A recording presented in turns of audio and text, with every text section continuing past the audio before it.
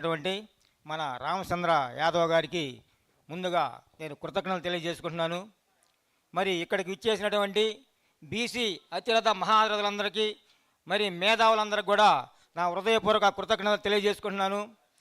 మరి 75 సంవత్సరాల నుంచి ప్రభుత్వం మరి మనకు స్వాతంత్రం వచ్చినప్పటికీ బీసీలు ఎక్కడ వేసిన గొంగలు అక్కడే ఉన్నారు. మనకి మన రామచంద్ర యాదవ్ గారు మరి కౌరవులకి పాండవులకి యుద్ధం జరిగినట్లుగా మరి కృష్ణుడు ఏ విధంగా దొరికాడు పాండవులకి ఆ విధంగా మనకి దొరికాడు రామచంద్ర గారని నా అభిప్రాయం. మరి ఆ విధంగా కృష్ణుడిలాగా మరి యుద్ధంలో దిగి మరి మన పాండవులందరికీ కూడా సహాయం చేసే విధంగా ముందుకొచ్చి రథాన్ని నడుపుతారు. మరి ఏ విధంగా ప్లాన్ చేసుకుంటారు మరి రామచంద్ర యాదవ్ గారి మీద ఈ బాధ్యత అంతా పడింది.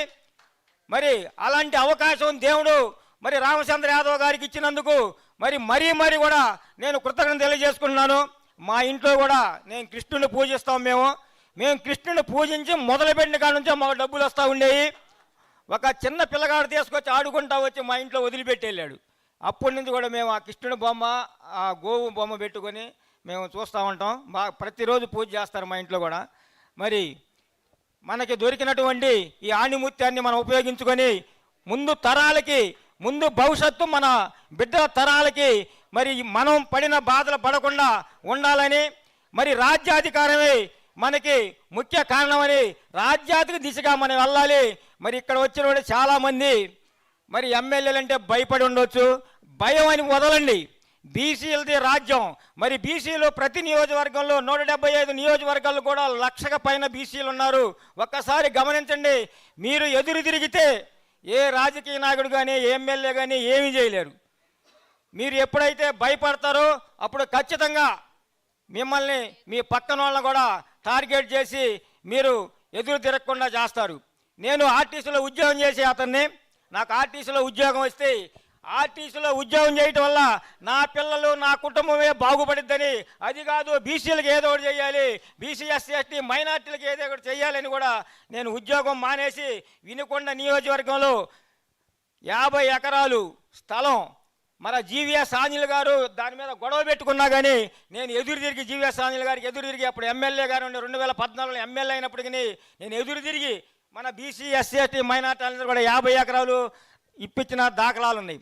అదేవిధంగా మన బీసీలు అమ్మవారి గుడి లేదు మాకు, మరి మా కాడ డబ్బులు లేవు. నేను పబ్లిక్గా నేను మీటింగ్లో కూడా చెప్పాను 50 ఎకరాలు ఇప్పుడు జీవీఎస్ ఆంజనేయులు గారి అంటే ఆయన సహాయ సహకారాలతోనే. అంటే ఆయన రాకుండా నేను ఆ ల్యాండ్లో ఉండి, ఆయన రాకుండా నేను గవర్నమెంట్ ల్యాండ్ అది ఆ గవర్నమెంట్ ల్యాండ్లో నేనుండి మన బీసీలకు ఇప్పించా.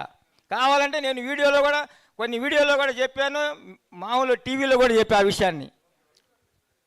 ప్లస్ మన బీసీలు కొంతమంది అమ్మవారు మాకు డబ్బులు లేవు అదంటే 10 కోట్ల రూపాయలు వాల్యూ చేసే ఇప్పుడు స్థలాన్ని, అది గవర్నమెంట్ స్థలాన్ని కూడా నేను ముందుండి మరి ఎమ్మెల్యే గారు ఎదురు తిరిగి కూడా ఇప్పించా. అంటే బీసీలో పుట్టాను కాబట్టి బీసీలకు ఏదో ఒకటి చెయ్యాలనే తపంతో నేను ముందుకు వచ్చాను. మరి వినుకొండ నియోజకవర్గంలో నా పేరు వేముల శ్రీనివాసరావు.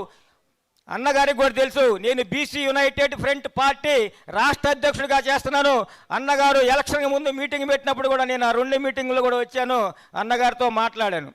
మరి బీసీ తపన దేవుడు నాకు మరి ఏదో ఒకటి అవకాశం ఇస్తానే ఉన్నాడు, నేను చేసుకుంటానే ఉన్నాను.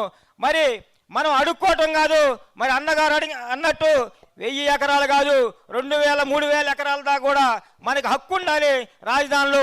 అదేవిధంగా బీసీ చట్టం తేవాలి అంటే వాళ్ళు తీసుకురారు. మన బావ కాదు ఆయన, మన అన్న కాదు చంద్రబాబు నాయుడు, మోడీ గారు మన చుట్టం గారు మనకి ఇయటానికి. మన అన్న అయితే మనకిస్తాడు, మన తమ్ముడు అయితే పాపం అంటారు, మన అక్క చెల్లెలు అయితే మనకిస్తారు, కానీ వాళ్ళు మనకి ఇవ్వరు. కాబట్టి మీరు ఖచ్చితంగా రాజ్యాధికార దిశగా పోటీ చేయాలి, రాజ్యాధిక దిశగా పోవాలి. మన బీసీలకి ప్రభుత్వం వస్తేనే మనం ఇవన్నీ సాధించుకుంటాం.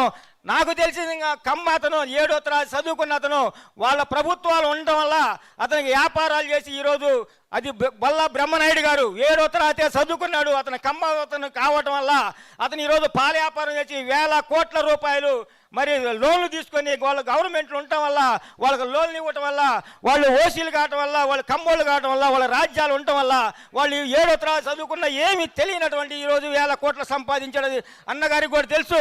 మరి మన ప్రభుత్వం కూడా వస్తే మనం కూడా మన పిల్లలకి చదువులు, వ్యాపారాలు మరి అన్నీ సక్రమంగా చేసుకుంటాం. కాబట్టి ప్రతి ఒక్కళ్ళు కూడా భయపడకుండా ఎమ్మెల్యేల కాడ ఆ ఎమ్మెల్యే ఏమంటాడు, ఈ ఎమ్మెల్యే ఏమంటాడు అనకుండా మీరందరూ ధైర్యంగా ఉండే బీసీ ప్రభుత్వం రావడానికే, బీసీని ఎమ్మెల్యేలను గెలవటానికే కూడా ప్రయత్నించాలని నాకు ఈ అవకాశం ఇచ్చినటువంటి మన అందరికి కూడా నా హృదయపూర్వక కృతజ్ఞతలు తెలియజేసుకుంటున్నాను. Thank you very much sir. ఇప్పుడు ప్రియదర్శిని